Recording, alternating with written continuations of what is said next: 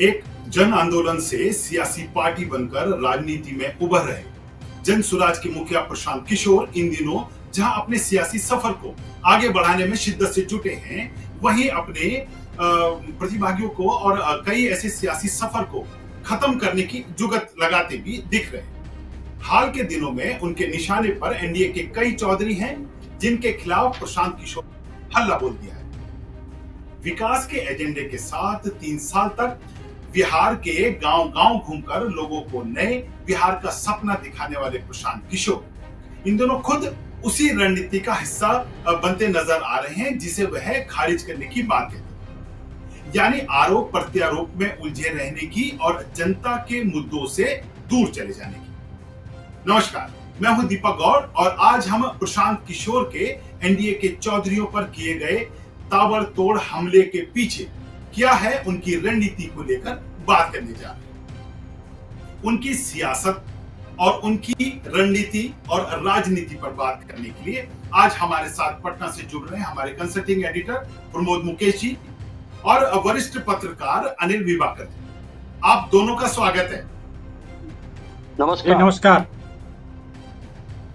जी प्रमोद जी, जैसा कि हम लगातार पीछे भी अपनी बातों में ये करते आ रहे हैं कि बिहार की राजनीति ने अपना बहुत सारा स्वरूप बदल दिया है, लेकिन हाल के दिनों में प्रशांत किशोर एनडीए के कई चौधरियों पर हमला करते हुए नजर आ रहे हैं। चौधरियों से मेरा अभिप्राय है वो चेहरे जो आने वाले समय में पार्टी के मुख्य चेहरे बनकर चुनाव मैदान में नजर आएंगे। तो क्या कहना है आपका, ये क्या इनकी रणनीति का कोई हिस्सा है या कुछ और बड़ी चीज चल रही है? प्रमोद जी। हाँ, निश्चित रूप से दीपक जी, ये प्रशांत किशोर क्योंकि जन स्वराज पार्टी अपनी पहली राजनीतिक यात्रा बिहार में शुरू कर रही है। पीके पहले तो रणनीतिकार थे, लेकिन अब चुनावी मैदान में है और उनके सामने 20 साल से सत्ता में 20 साल से बिहार में सत्ता में और जंगल राज की अवधारणा को खत्म करके सत्ता में आए नीतीश कुमार हैं, जिनके बारे में 2-3 चीजें चर्चित है और ये सच भी है कि उन्होंने पहले कार्यकाल में इतना बढ़िया काम किया कि उन्होंने अपना नाम सुशासन बाबू लोग उनको कहने लगे। दूसरा, व्यक्तिगत रूप से उन पे भ्रष्टाचार का कोई मामला नहीं है। वैसा प्रशांत किशोर भी कहते हैं कि व्यक्तिगत रूप से नीतीश जी मुख्यमंत्री जो हैं वो ईमानदार है। और परिवारवाद का भी कोई मामला नीतीश कुमार पे नहीं है। लेकिन आप जिस 20 साल से सत्ता में हैं और आपकी छवि एक सुशासन, और नीतीश जी पहले भी कहते रहे हैं कि हम भ्रष्टाचार के मामले में 0 टॉलरेंस की नीति पे चलते हैं। और तेजस्वी यादव से महागठबंधन में जब की सरकार थी, जो कुछ दिनों के लिए नीतीश कुमार एनडीए से हटके महागठबंधन में गए थे, तो एक भ्रष्टाचार के मामले के ही सवाल पे सरकार से तेजस्वी को बाहर किया था। और उनका अगर यूएसपी भ्रष्टाचार के खिलाफ है, ईमानदारी है, 0 टॉलरेंस की नीति है, तो एक राजनीति के रणनीतिकार के रूप में जो प्रशांत किशोर अपनी सियासी पारी खेल रहे हैं, तो उनके लिए बड़ा आसान है कि जो सबसे मजबूत पक्ष है अगर नीतीश कुमार का और एनडीए का, उस पे ही क्यों ना हमला किया जाए। और इसी एकदम सोची समझी रणनीति के तहत वो सबसे पहले जो भाजपा के अभी वर्तमान में अध्यक्ष हैं दिलीप जायसवाल, उन पे हमला किया। दूसरा, जो पार्टी के पूर्व अध्यक्ष थे संजय जायसवाल, जो बेतिया के अभी सांसद हैं, उन पे हमला किया। तीसरा, जो अभी डिप्टी चीफ मिनिस्टर हैं और भाजपा के वरीय नेता और भाजपा के प्रदेश अध्यक्ष भी रह चुके हैं, सम्राट चौधरी, उन पे हमला किया। और नीतीश की ही पार्टी के अशोक चौधरी, जो काफी नजदीकी माने जाते हैं नीतीश कुमार पे, उन पे भ्रष्टाचार के संगीन आरोप लगे। तो आपने सच कहा है कि उन्होंने एनडीए के चौधरियों को निशाना बनाया है, लेकिन यही तो नीतीश कुमार की ताकत थी। याद करिए, ये पहला बिहार एक राज्य था जिसने भ्रष्टाचार को लेके एक एक्ट भी आया, जिसमें कोई अधिकारी जिनके घर को जब्त करके उसमें स्कूल खोला गया था। तो नीतीश कुमार का जो ये इमेज है और उसके खिलाफ उस पे अगर पीके हमला करते हैं तो निश्चित रूप से वो सोची समझी ही उनकी रणनीति होगी। ठीक है, बदलाव की बात तो कर रहे, बिहार में हम बदलाव की बात कर रहे हैं, लेकिन भ्रष्टाचार के मामले जिसपे एनडीए लालू के भ्रष्टाचार पे हमलावर है, लेकिन पीके लालू का तो वो एक तरह से कहिए कि पूरी जनमानस में साबित हो चुका है, चारा घोटाले और अन्य तरह के मामले जिसमें वर्तमान में भी लालू परिवार फंसा हुआ है, जिसमें लैंड फॉर जॉब वाला मामला हो या स्टिल और आईआरसीटीसी का एक मामला है। लेकिन निश्चित रूप से शांत किशोर एनडीए पे हमलावर इसलिए हैं कि जो जिसको लेकर नीतीश कुमार की अपनी एक छवि थी उसी पे वो निश्चित रूप से चोट करना चाहते हैं और इसका फायदा वो उठाना चाहते हैं सियासी।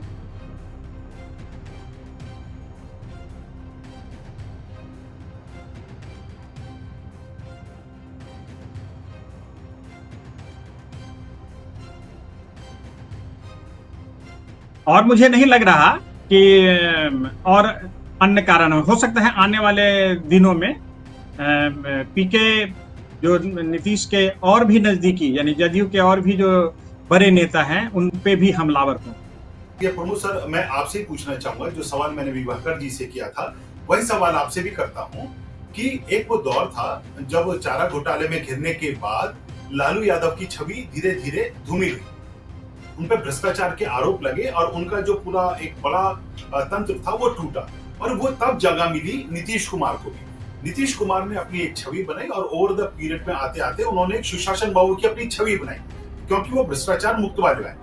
क्या अब ये एक ऐसा दौर आ गया है जिसमें उनके बहुत करीबी यानी चौधरी पर अनिल यादव पे उन पे आरोप लगे हैं, तो ये जो आरोप लग रहे हैं नीतीश कुमार के करीबी नेताओं पे भ्रष्टाचार के, क्या ये मौका है नीतीश कुमार की उस छवि को धूमिल करने का, या प्रशांत किशोर अपने लिए इन आरोपों के साथ कोई सियासी जमीन की तलाश कर रहे?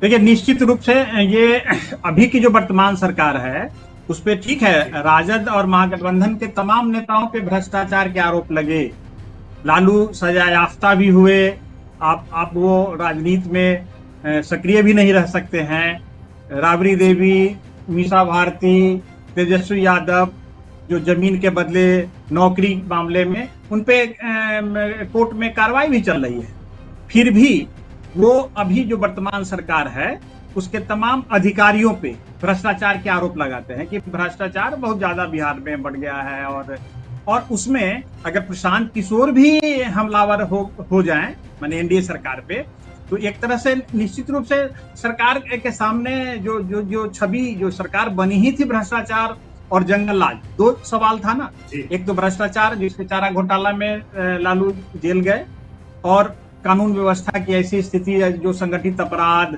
और बहुत खराब स्थिति थी, माने जो जंगल राज जो हाईकोर्ट की टिप्पणी भी थी पटना हाईकोर्ट की, उसके खिलाफ एक बना था मोमेंटम और लालू को हटा के नीतीश कुमार बने। तो निश्चित रूप से ये राजनीति जरूर अभी उसका साउंड बढ़िया लोगों को लग रहा है कि आने वाले दिनों में हो सकता है एक दो और अधिकारी होंगे, और प्रशांत किशोर जिस ढंग से हमलावर हैं, पता नहीं राजनीतिक सफलता उनको कितनी मिलेगी कि अगर हमारी सत्ता आई तो हम 100 अधिकारियों की सूची जारी करेंगे, हम भ्रष्ट जो नेता हैं उनकी सूची जारी करेंगे। लेकिन मेरा मानना है कि हो सकता है नीतीश कुमार अभी तो एनडीए के चौधरी माने भाजपा के तमाम बड़े नेताओं पे उन्होंने हमला किया, और एकमात्र जो जदयू के नेता है अशोक चौधरी जो काफी नजदीक है, कांग्रेस के पार्टी अध्यक्ष, पहले कांग्रेस पार्टी के स्टेट अध्यक्ष भी थे और पार्टी छोड़ के नीतीश के जनता दल यूनाइटेड में भी आए। तो हो सकता है कि नालंदा जिला के जो नीतीश के काफी नजदीकी एक दो मंत्री हैं जो लंबे समय से पिछले 20 साल से अगर वो भी हैं तो उन पे भी ना कुछ हमलावर हों, या एक दो और जो लंबे समय से हैं, या कुछ पार्टी के बड़े पदाधिकारी जो पहले मंत्री में थे अभी संगठन में हैं, उन पे भी अगर वो अटैक करें तो निश्चित रूप से वो भ्रष्टाचार ऐसा है कि पब्लिक को लगता है कि भ्रष्टाचार का मुद्दा तो है, लेकिन पता नहीं जनता इनके इस मामले को लेके कितना सीरियस है, कितने गंभीरता से इस चीज को लेती है, क्या सही तो में कोई एजेंडा बनता है? जी, क्या क्या आने वाले इस विधानसभा चुनाव में भ्रष्टाचार एक बड़ा मुद्दा बनने वाला है बिहार में, और वो भी इस बार लालू परिवार के ऊपर नहीं, बनाम एनडीए के ऊपर, ये एक बड़ी बात। नहीं, इसमें मुझे नहीं लगता कि ये मुद्दा बनेगा। मेरी व्यक्तिगत है, भ्रष्टाचार मुद्दा उस ढंग से बिहार में कभी भी नहीं बना। ये अगर भ्रष्टाचार सिर्फ मुद्दा नहीं था, लालू के हटने के, लालू के कुशासन और जंगल राज, जिस ढंग से कानून व्यवस्था और डेवलपमेंट को लेके जीरो एजेंडा, और वह सिर्फ नारेबाजी थी कि सोशल जस्टिस, और हमने गरीबों को आवाज दी। अरे सिर्फ आवाज देने से काम नहीं चलेगा, उनको डेवलपमेंट का कुछ मॉडल भी तो है। अगर नीतीश कुमार का 20 साल का जो शासन है, निश्चित रूप से और कुछ न दिखे, कम से कम डेवलपमेंट के एजेंडे पे, उसके नक्शे पे, उस सफर पे बिहार निश्चित रूप से चलने लगा। आज के पहले ये क्या कोई कल्पना करेगा कि बिहार में 38 जिला, बिहार में 38 डिस्ट्रिक्ट्स हैं, हर जिले में एक सरकारी इंजीनियरिंग कॉलेज हो, 22 मेडिकल कॉलेज हो जाए? तो ये परिकल्पना डेवलपमेंट की है, ये चरवाहा विद्यालय वाली परिकल्पना नहीं है। अगर ये है तो कम से कम आज ही स्किल यूनिवर्सिटी के नए एक वाइस चांसलर की नियुक्ति हुई है। मैंने तो ये तो थॉट प्रोसेस में है, लेकिन ऐसे नेता पे, और वो सोचते हैं, शांत किशोर अपनी व्यक्तिगत ईमानदारी को लेके, और मैं फिर कह रहा हूं कि वो तो पहली पारी खेल रहे हैं। अभी तो राजनीति में उनका जस्ट एक बाई इलेक्शन उन्होंने लड़ा था, और अब पहली बार वो उतर रहे हैं। तो जो लोग नया रहता है वो तो पूरा आरोप लगाने के लिए स्वतंत्र है। पता नहीं, मैंने कल भी आपके शो में कहा था कि भाई पहले उनके उम्मीदवारों के नाम तो आने दीजिए। पता चला एनडीए के तमाम लोग उसकी सूची लेके बैठेंगे कि इस पे कितने भ्रष्टाचार के अधिकारी थे तो क्या किया, नेता थे तो क्या किया, किस पार्टी से थे। इसलिए एजेंडा जरूर सेट करने की कोशिश प्रशांत किशोर चाह रहे हैं, लेकिन वो कितना इम्पैक्टफुल होगा, जैसा विभाकर जी भी कह रहे थे। नहीं, सम्राट चौधरी ने तो बहुत ही मैंने चलता हो ढंग से कि नए प्रशांत किशोर अभी राजनीति में आए हैं, उनको राजनीति की क्या समझ है। और लेकिन एक सवाल जनसुराज पे भी भाजपा ने यह किया कि उनके जो अध्यक्ष हैं, राष्ट्रीय अध्यक्ष उदय सिंह हैं, उन्होंने भी अपने उम्र में को लेके हेराफेरी की है कि उनकी उम्र में अंतर है। जो आरोप सम्राट चौधरी पे प्रशांत किशोर लगा रहे हैं, उनकी डिग्री पे आरोप लगा रहे हैं, उनके उम्र पे आरोप लगा रहे हैं। उन पे एक बहुत चर्चित 1999 का एक मामला था शिल्पी गौतम कांड में, उसमें संलिप्तता की बात जो कल उन्होंने जिस ढंग से कल या परसों प्रेस कॉन्फ्रेंस करके कहा, तो ये आरोप लगा रहे हैं। लेकिन ये काउंटर अब उनपे भी होने लगा ना, उनके जो अध्यक्ष हैं उनपे भी एक सवाल होने लगा है। उनपे संजय जायसवाल सवाल कर रहे हैं कि इनको कौन शराब कंपनी फंड कर रही है। इनके 2 घंटे के कंसल्टेंसी पे नवयुग जो कंस्ट्रक्शन कंपनी है वो इतना पैसा दे रही है, उस पर ही सवाल हो रहा है। तो ये जब आप एक आरोप लगाए हैं तो आप पे भी काउंटर सवाल होंगे। क्या ये अब जो जनसुराज कर रही है या जो प्रशांत किशोर कर रहे हैं कि वो दोनों ही पक्षों के जो बड़े नेता हैं उनपे कर रहे हैं? अशोक चौधरी पर उन्होंने निशाना साधा है जो नीतीश कुमार के बहुत करीबी हैं। वहीं उन्होंने डिप्टी सीएम पे भी निशाना साधा है जो एक तरह से बीजेपी की वहां कमान संभाल रहे हैं। तो क्या ये पूरी सोची समझी रणनीति के तहत ये एनडीए के चौधरियों पे निशाना साध रहे हैं ताकि जब वो चुनावों के दौरान आए, लोग जनता के बीच जाएं, तो उन पर खुद सवाल उठे? तो ये किस तरह की सोची समझी एक रणनीति के तहत किशोर अपने आरोप प्रत्यारोप, तो ये जो घटनाक्रम आप देख रहे हैं, इसको लेके क्या कहेंगे? देखिए, निश्चित रूप से ये लाइमलाइट में रहने के लिए जनसुराज लाइमलाइट में रहने के लिए नई पार्टी है, और भ्रष्टाचार के व्यक्तिगत अभी तक कोई ऐसे मामले नहीं है जो इन पे लगाए जा सके।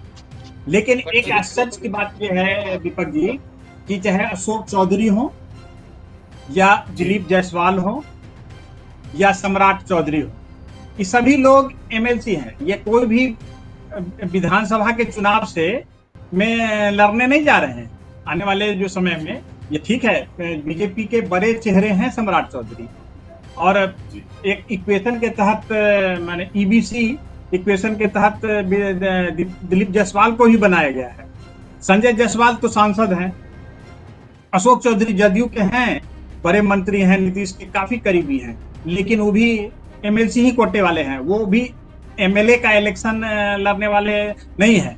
तो ये नीतीश का जो मजबूत पक्ष था उस पे अटैक करने की कोशिश इनकी है। लेकिन फिर मेरा मानना है कि इस तरह के आरोप का जब इलेक्शन एकदम पास हो, अब तो एक सप्ताह के भीतर अनाउंस हो जाएगा डेट, कोड ऑफ कंडक्ट भी लागू हो जाएगा, और ये गहमागहमी होगी कि कौन कैंडिडेट कहाँ से खड़ा होगा, क्या इक्वेशन होगा। भ्रष्टाचार का कोई बड़ा मुद्दा नहीं बन पाएगा, जो मेरी व्यक्तिगत अपनी राय है। जी अच्छा, मैं ये भी जानना चाहूंगा कि बहुत ज्यादा प्रशांत किशोर जो है वो पूरी तरह से केजरीवाल की जो दिल्ली वाली रणनीति थी, कुछ उसी तरह से अपनी रणनीति बिहार में बनाते नजर आ रहे हैं। आप आरोप लगाइए, कुछ सबूत दिखाइए और अपने आप को लेवल जो है उसे ऊपर कर दीजिए। हर तरह से वो अपनी रणनीतियों के तहत, हर अपनी अगली चाल के तहत वो बिल्कुल केजरीवाल की कॉपी करते हुए नजर आ रहे हैं, और ये आरोप उन पे लग भी रहे हैं। प्रमोद जी, मेरा एक आखिरी सवाल ये है कि क्या भाजपा या एनडीए अब बहुत मुखर होके राजद परिवार पे या महागठबंधन के उन नेताओं पे जिन पे भ्रष्टाचार के आरोप लगे, चाहे वो लालू परिवार की बात हो या दूसरों की, उनके खिलाफ मुखर होके चुनावों में बोल पाएंगे? क्योंकि निश्चित रूप से देखिए, बड़े दाग इधर भी लगे हैं, कुछ बड़े दाग इधर भी लगे हैं, और उस पर अभी भले ही अशोक चौधरी हो या जिसने भी बोला हो, उन्होंने उस पर काउंटर किया है, पर उन आरोपों पे अभी बहुत ज्यादा सफाई नहीं दी है। तो क्या देखिए ये जी प्रमोद जी, मेरा कहना है कि जो एनडीए का एजेंडा महागठबंधन है, लालू परिवार है, राजद है, वो कहीं से अपने इस लड़ाई को तिकोनिये और तवज्जो जनसुराज के नेताओं को या फिर प्रशांत को बहुत तवज्जो नहीं देंगे। ठीक है, उन्होंने आरोप लगाया, इसलिए देखे होंगे कि बहुत दिन तक तो बहुत नेताओं ने जवाब भी नहीं दिया जी। अगर वो उलझना नहीं चाहते हैं, क्योंकि प्रशांत होमवर्क करके ही किसी पे आरोप लगा रहे हैं। अगर मंगल पांडे पे लगा रहे हैं कि इन्होंने किसी से पैसा लेके बिल्डर से मैंने अगर फ्लैट रजिस्ट्री कराई है तो उसके कागज दे देते हैं। अगर अशोक चौधरी के जो की बिटिया है, उसके ससुराल पक्ष में आचार्य किशोर कुणाल का जो ट्रस्ट था, उसमें इतना पैसा 100 करोड़ कहाँ से आ गया, तो वो सब कागजात के साथ पेश करते हैं। तो भाजपा के नेता नहीं उलझेंगे, और एनडीए जनसुराज से नहीं, उनको महागठबंधन की लड़ाई लड़नी है, महागठबंधन से है, और लालू पे जब तक आक्रामक होंगे, नहीं तो ये तो महागठबंधन को एक अच्छा मौका मिलेगा कि भाई जो आरोप मुझ पे लग रहा था और हम जो आरोप लगा रहे थे, वो एक इनको भी मौका मिल गया। लेकिन ये आरोप है, राजद में तमाम लोग सजा याफ्ता हैं, उनको कोर्ट से सजा भी हो गई है, और आरोप में माने राजनीति में आरोप तो है, और ये ऐसी इतनी सुचिता और नैतिकता नहीं बची है दीपक जी कि आरोप लगाने से लोग इस्तीफा दे दें और अपनी सफाई दे दें।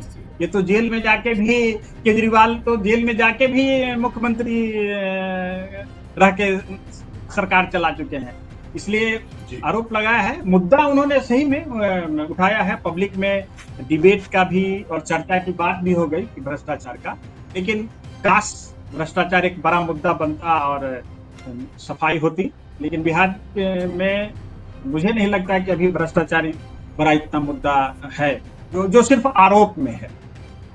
जी, अब भले ही इसे सत्ता पक्ष कोई आरोप ना माने या इसे मुद्दा ना माने, पर यह मुद्दा गर्म है, और बिहार की राजनीति में आने वाले दिनों में ये मुद्दा थोड़ा और बड़ा होता नजर भी आएगा। हालांकि जन स्वराज पार्टी इसको कितना भुना पाएगी या राजद इसको कितना भुना पाएगी, ये आने वाला समय बताएगा। आप हमारे साथ इस चर्चा में जुड़े, आपका बहुत बहुत शुक्रिया। और अनिल विभाकर जी कुछ तकनीकी कारणों से आज हमसे जुड़ नहीं पाए। हम आशा करेंगे अगली बार किसी डिबेट पे हम उनके साथ फिर से जुड़ेंगे। आप दोनों का बहुत बहुत शुक्रिया।